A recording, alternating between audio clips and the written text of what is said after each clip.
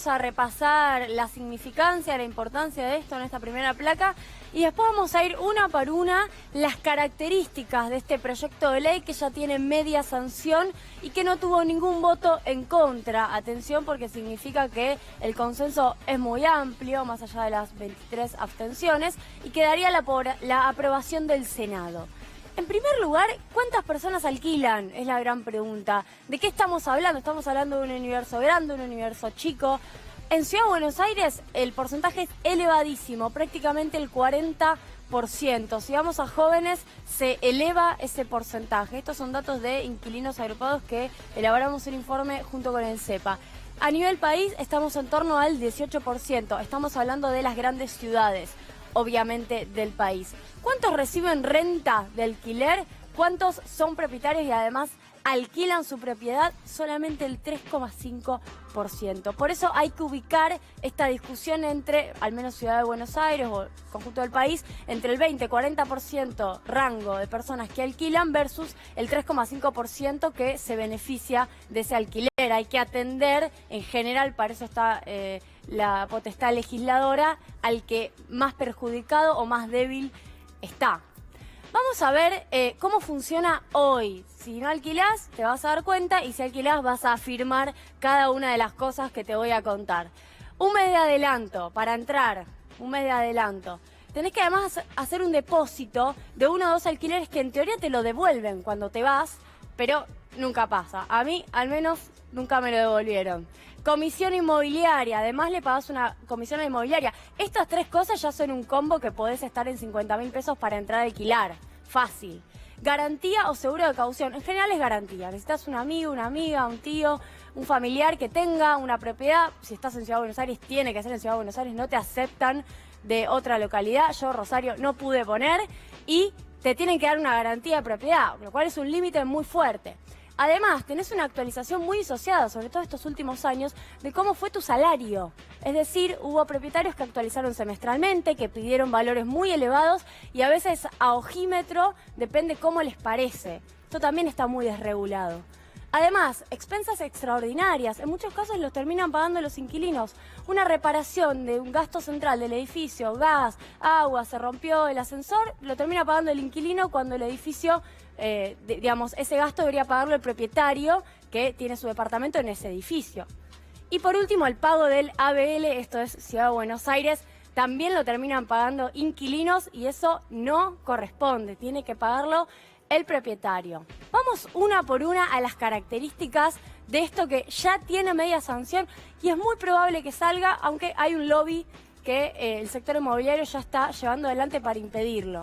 Actualización por año, semestral no, una vez al año. Y la clave, el núcleo duro, el plato fuerte del proyecto es que es mixto.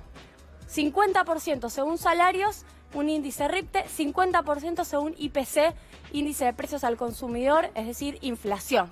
Es interesante porque fija un criterio, no es según como me parece, sino que hay un criterio para actualizar. Sigamos, hay una serie de muchas modificaciones que introducen cambios en la modificación, cambios en el funcionamiento de los contratos de alquileres. Este es un cambio muy importante.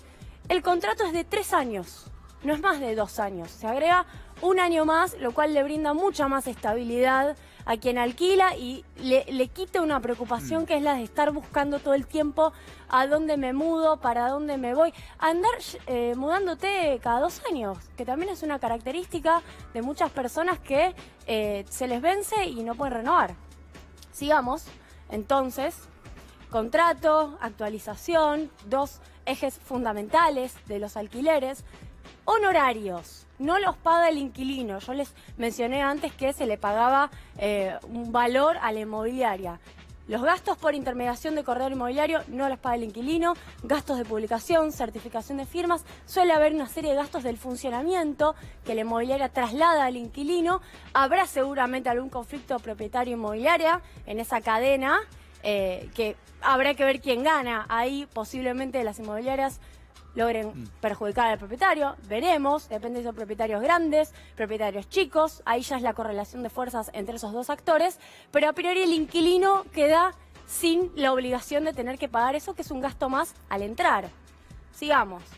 otra modificación que mejora la situación del inquilino. Sobre todo si no sos de Buenos Aires o si no sos de la ciudad en donde vas a alquilar, tenés que tener la posibilidad de tener opciones, ¿no? O una persona que sea propietaria, incluso si no tenés familiares propietarios.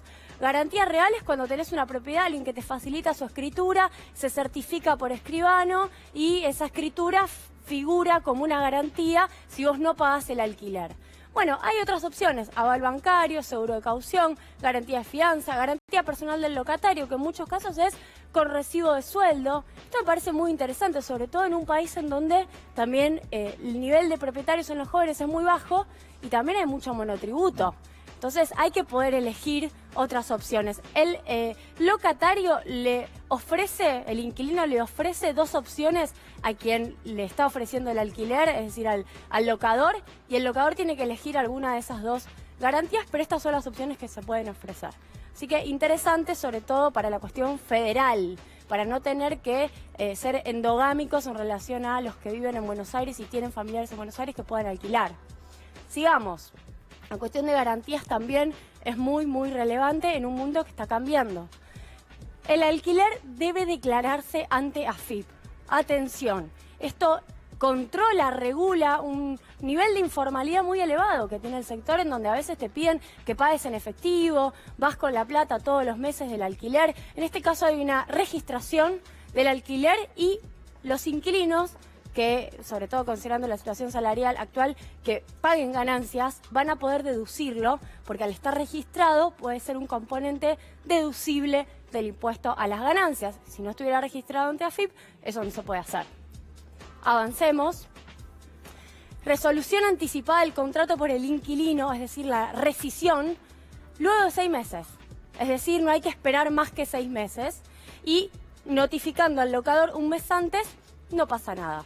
Esto me parece también relevante, que es que te da más libertad para irte, más libertad para quedarte hasta 3 años y para irte antes si es así. ¿Tenemos algo más? ¿Una más? Bueno, esto que yo creo que es evidente, ¿no?